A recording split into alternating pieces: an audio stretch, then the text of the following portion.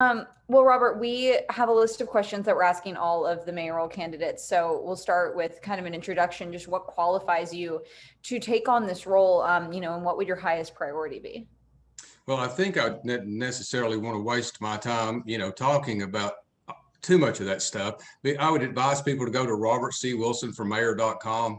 All of my information is there, my initiatives, my backgrounds, and I've written it all down. So please go there and check it out. Um, I guess I would want to say, I've got some prepared stuff, but it wouldn't necessarily go right to my background. But just would want to say that enough with the labels. I think that's part of what I want to bring about in my campaign. It seems like that we're constantly in this time and age talking about Republicans, Black, white, Democrats, liberals. But enough of that. I think the mayor's job is to be a unifier.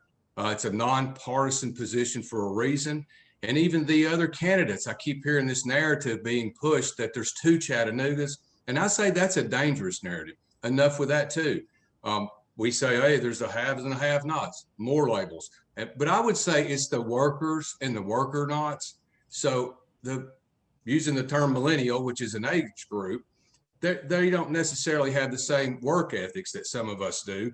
And that was to work hard and accumulate wealth. So I want to get that a message across to people that I'm the guy who brought himself up from the bootstraps. I was young, grew up in East Chattanooga, and I've been fortunate in my life, but I did it through hard work.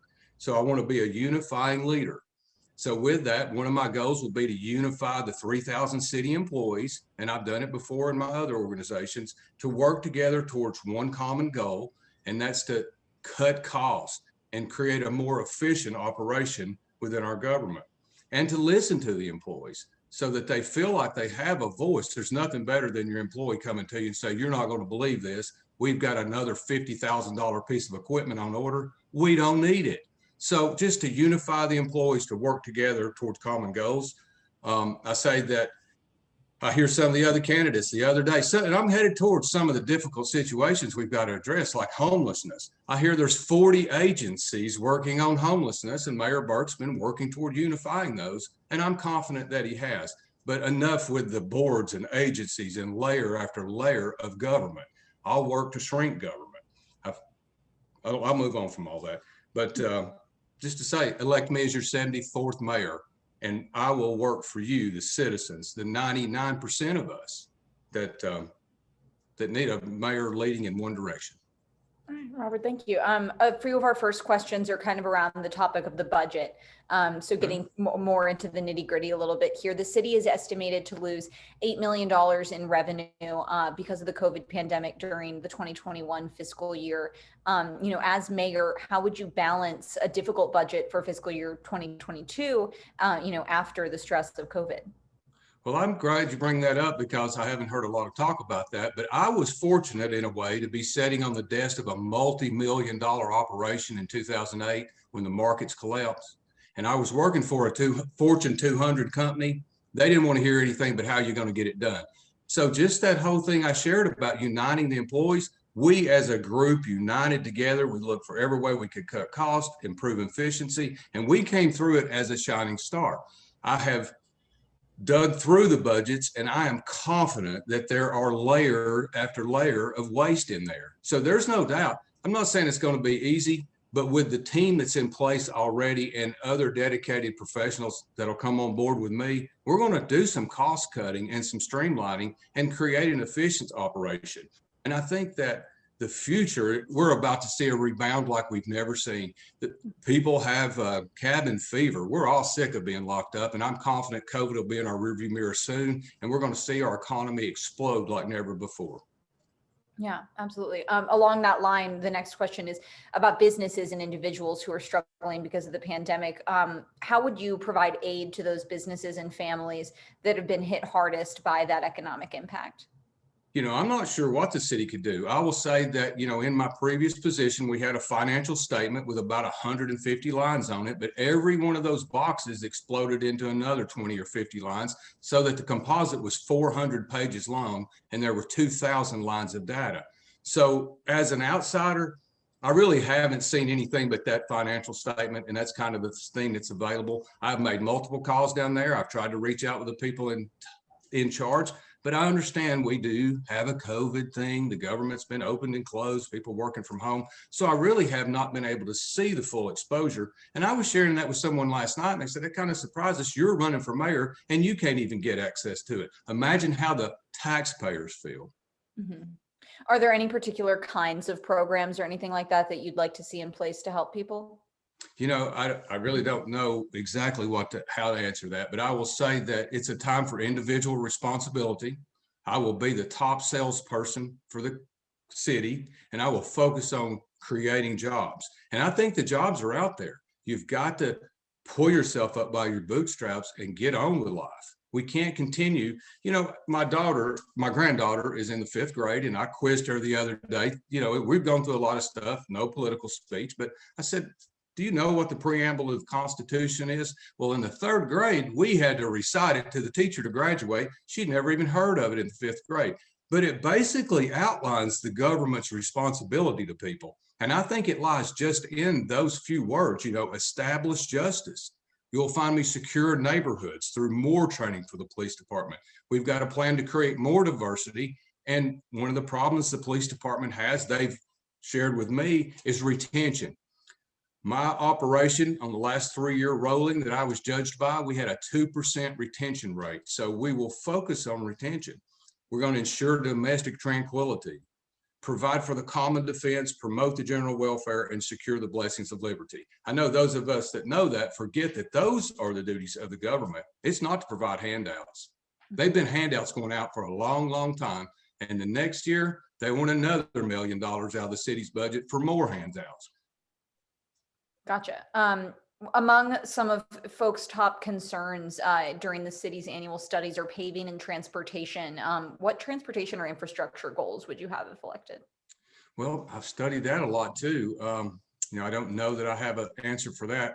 I know that we spent a bundle of federal money in 2016, and basically it was thumbs up for the railroad system that would run from Russell Boulevard through the Chattanooga Choo-Choo, through some of those inner city neighborhoods, all the way out to the Enterprise South area. But as I reached out to the director of MARTA, and she spent an hour with me, more forthcoming than anybody I talked to, and she explained that the transportation's out there, it's underused. So I don't know how I would be able to work with her to encourage people to be aware that they have plenty of bus routes. There's plenty of transportation. Now, one thing I came out with originally, and I kidded about it, not kidding, but we're going to create a roads maintenance program so that we're not just filling the potholes right before the elections. But with that said, they've really done it. I mean, I got my neighborhood paved. The road was 60 years old. So, you know, we were jaw dropped as citizens when they came through and started the project. So I think the city's on the right track with that. There's already people in place. The inspector that was out here, he, you know, we talked to everybody about our driveways. I mean, so they're doing a pretty good job already and would continue on that path. Got it. Thank you. The next sort of topic that we wanted to talk about are a few business and economy questions. City labor unions and many activists support a $15 minimum wage for city employees, which Mayor Burke had intended to begin implementing until the COVID pandemic hit. Do you support that or any other specific pay increase plans for city employees? That's again something we would have to look at. I think that there's so much waste out there that there'll be plenty of opportunity to trim the budget and then going forward, look at paying people more. I mean, certain things like that have to be benchmarked. I mean, in my position before, I would have loved for them to pay me 4 times what the job would pay, but there's benchmarks that say, hey, if you're doing this, this is all that pays. Now, we also had programs in place to move people around and move them up as they said, hey, I want to earn more. That's great, but earning more always comes with more responsibility. I don't support the $15 an hour minimum wage. And here's why as an example. I was fortunate that I got into the trade union, the local 43 plumbers and steam fitters, and those men made a man out of me. But you've got contractors right now with bids into the future about what they can pay and what they're going to charge. And you've got 2nd-year apprentices that have spent 2 years in the mud and the dirt out there to get to $15 an hour. So then we're just going to say, oh, well, everybody gets $15 an hour. I don't think that's fair to anyone. And then how do these contractors and businesses in general, plan for the future when they've already locked themselves into contracts at certain labor rates. So absolutely, I'm for paying more, but jobs have to be, benchmarked against what the national industry standards are. And then there's all those other factors, localities, and then what can the city pay based on their budget? Mhm. Absolutely. In 2019, 40% of Chattanooga's households are housing cost burdened, meaning they pay more than 30% of their income for housing and then struggle to pay for some of those other necessities. How would you address affordable housing as mayor? Well, I danced all around this issue, to be honest with you. Just, the general thought for me immediately is building materials are up 200% over last year. The medium house price is $200,000 in Chattanooga.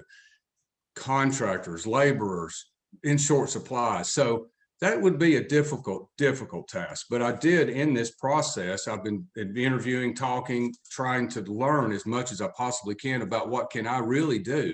I've been studying our other mayors. What did they actually do and were able to accomplish? But we have come up with a pretty good idea. I think the TIFs, we've all heard of TIFs. It's made the news. It's had much opposition, but we're going to create, or at least work to, it'll take the county to do it too, to create some maybe 5 or 6 or block by 10 block areas in all these locations, East Chattanooga, Alton Park, Avondale, the areas where they 40% of the problem exists, and create a SIF maybe, similar to the TIF, but a Chattanooga program where we will abate the taxes for 10 years. No city tax, no county tax, get the sewer tax out of it. And I guarantee you will show developers, you will see, I believe, developers showing up to build affordable housing, because then they will have the ability to. And that's without saying, hey, I'm going to give 2 million here and 2 million there. And I'm not beating up CNE as an example. They've been in business 35 years. We give them $1 million bill every year. And today they want to create another executive level position, create another commission, create a trust fund for housing. You've had 35 years to get it worked out. So it's time to do something different. And it's not giving more money. It's time to do something different. And I think this opportunity zone is what we'll call it. I think it can at least, soften that situation. Taking the affordable housing question, a little further, a number of Chattanoogans experience homelessness. What would you do to further the city's progress that you mentioned earlier in reducing homelessness? Well, again, I would encourage everybody, go to 11th Street yourself. Go right up and down the 600 and 700 block of 11th Street and see what's going on down there. There's a tent city and it is depraved, which means morally corrupt. Would you want your 15-year-old daughter down there at 2 o'clock in the morning by chance? Go see it. People puking everywhere, using the bathroom everywhere. It is horrific. So in the midst of that, you can't just walk up to somebody in a wheelchair and say, hey, get up and walk either. So there really are people with handicaps and things that are holding them back that have to be helped. They have to be provided for. They have to be housed. But I understand 70% of that population are veterans and they don't want to do any better. They don't want to work. I hear that Chattanooga is on the radar screen for Go to Chattanooga. They'll give you bicycles and coats and clothes and feed you. So I think that we've got a plan to address homelessness. And I think the agencies that are in place taking care of those most at-risk people are doing a great job. But as far as tent cities in the middle of Chattanooga in depraved, deplorable conditions, it's time to do something about it. And we will do something about it. You mentioned that plan. Did you want to go into that a little bit more? Nah, not really. It'd make too many people upset, probably. Mhm. I mean, the Bible plainly tells us the poor will always be with us. We have some responsibility to them for sure, but something has to be done down there. And I'm not saying I'm going to do it. I've been fortunate that I've been able to talk to a lot of these people that are already in place. We have great administrators in our city. We have people that care about these same things. But I was told don't alienate the politicians because you need to have them to get elected. But I'm not a politician. I'm a businessman, and we're going to look at it from a business standpoint, and we're going to straighten up some of these issues. Are there those some things that right off the bat, that you would want to do? Obviously it would take some getting into the job, but things that you see as ways to improve that situation? Well, when I was a kid, my dad wouldn't let us go out without a quarter in our pocket or a dollar in our pocket, and we had our IDs on us of some sort. So I think vagrancy is a problem. So it has to be addressed. Gotcha. This next question kind of goes to downtown Chattanooga. It's struggling to hold on to businesses. How can that be improved? And, what factors do you feel like have maybe made downtown less appealing to businesses? Well, it's parking is certainly a big part of it. I think I've actually got a couple of people, very smart people, studying other cities that have taken on the parking dilemma, and there's some shining examples of success with that, and we'll work toward implementing some of those programs. You never would be able to provide free parking, and the city maybe has to at least break even, but to have the city in a for-profit situation, I don't think is the best bet. And I can give an example of my own self. I don't know how long this is supposed to go, but I had a developer with a $5 million line of credit looking to buy something and develop something, and he said, "Hey, where's Starbucks at?" I said, "Hey, it's right up here." We were on Market Street. By the time we got pulled over, I mean, it's awkward to park with those bike lanes. Before we could get to the meter, we get approached by a homeless guy. So this guy, talks to him a minute. "Hold on, sit down. We're getting coffee. We'll get you some coffee. I don't have any money. Let me get some cash and I'll bring it back." So I walk off and didn't put a quarter in the meter. By the time we get to Starbucks and get back, there they are. I've got a ticket. We give the guy a cup of coffee and $5, and we get back in the car and he's like, "I don't think I want to invest down here." So, that tells a story right there, I think. And I know that Chattanooga, I grew up in East Chattanooga, and we were a full-on walking community.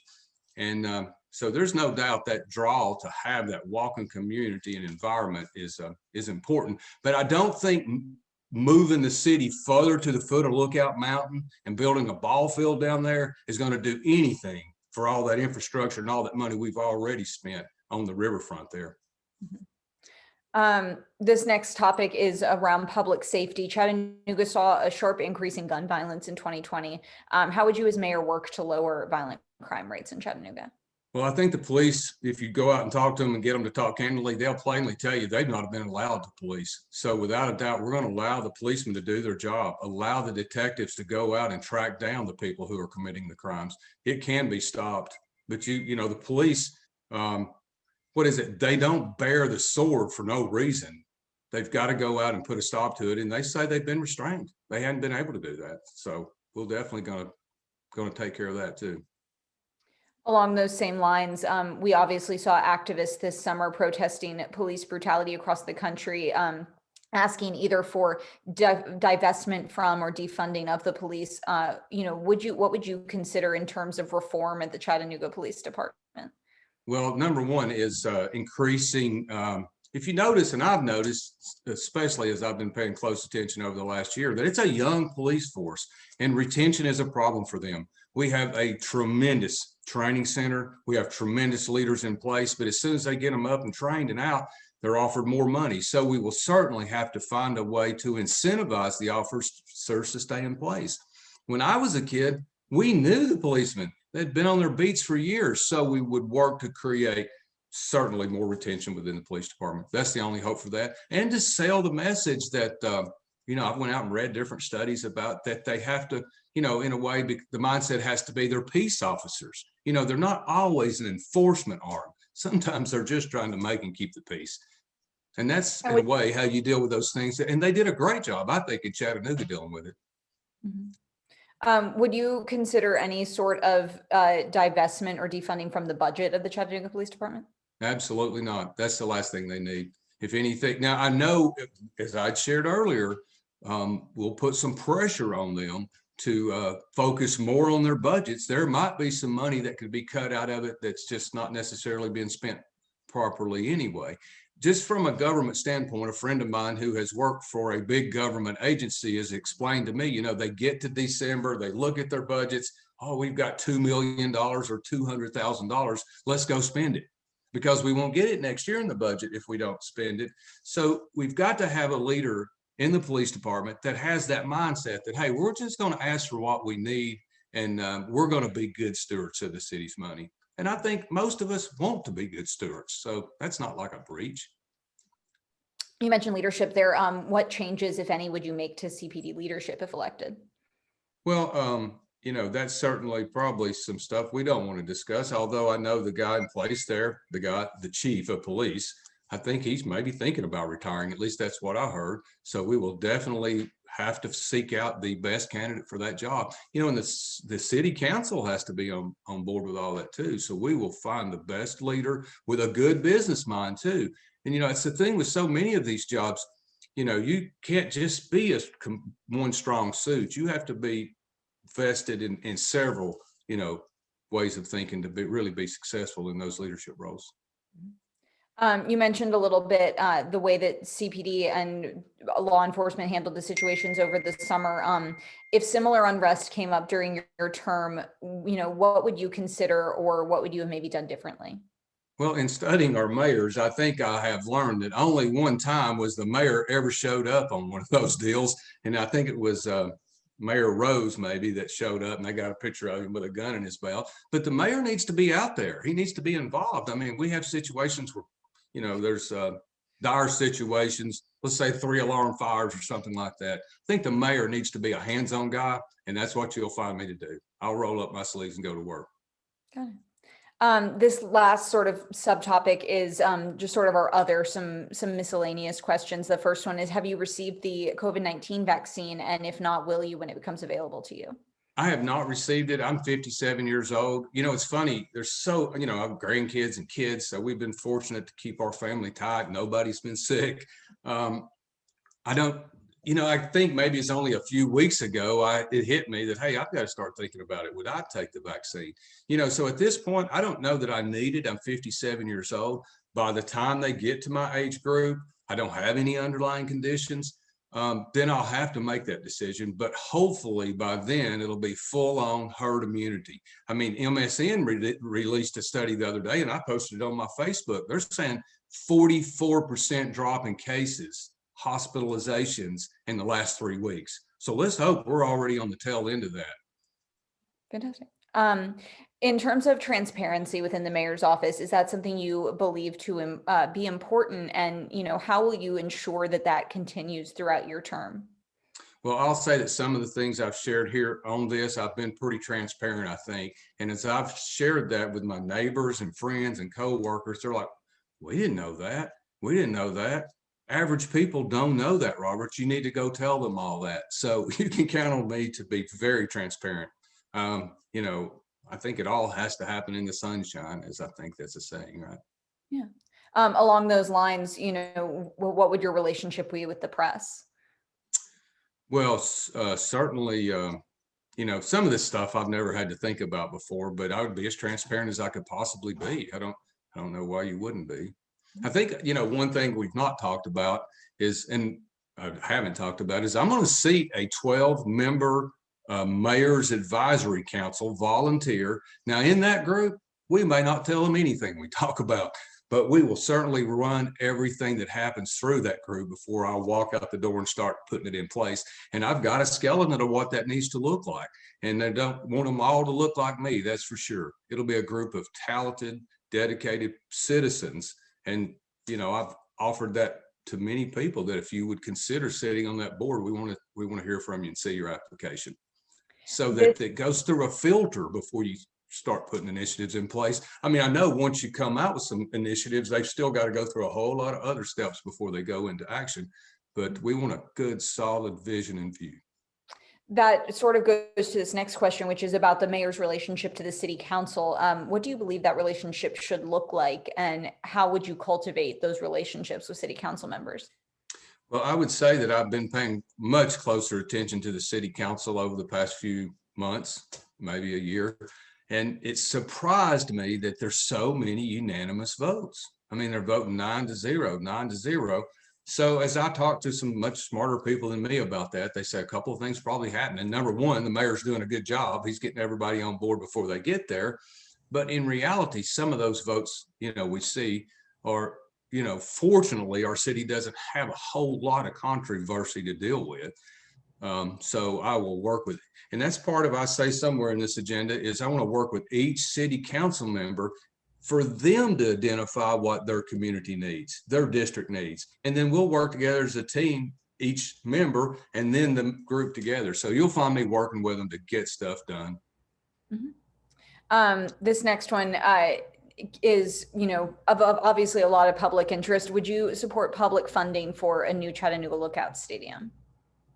I don't think we need a new stadium. I mean, there's no doubt I've gone to plenty of games down there and sat with the sun blazing in my face. And we would like to say, whose idea was this? Who didn't factor this? Maybe they could have turned it the other way. So there's going to be a time for that. There really is. Whether it'll be in the next 4 years in my administration, I don't know. But there's a time for it. There's no doubt. But I think with your pointing out that, we're going to come up a few million short as it is, certain things will have to be moved off of the radar screen. Awesome. Thank you, Robert. And then lastly, is there anything else that you want voters to know about you ahead of the election in March? Well, one of my initiatives is I'm going to work to create a vocational training center. I've reached out to local building trades representatives, and they're on board with it, so that we're going to focus on high school, juniors and seniors. And so academics will be tied to it to be part of it. You've got to get the grades.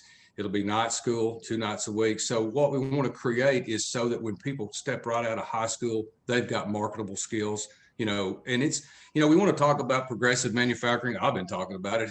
With who doesn't want somebody here building computer chips and some of those really high paying jobs like that in manufacturing?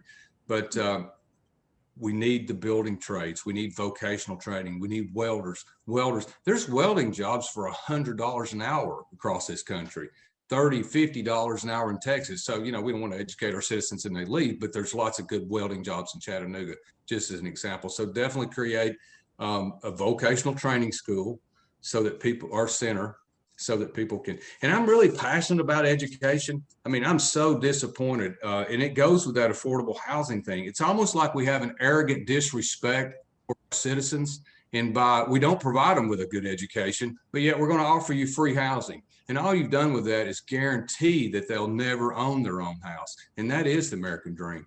So you'll find me working to create jobs and foster an environment of opportunity for everyone. I will be the top salesman for this city too, and I will work to recruit industry into our town so that we have good, high-paying jobs available for everyone that wants to work. All right, Robert, fantastic. Well, that is actually all of our questions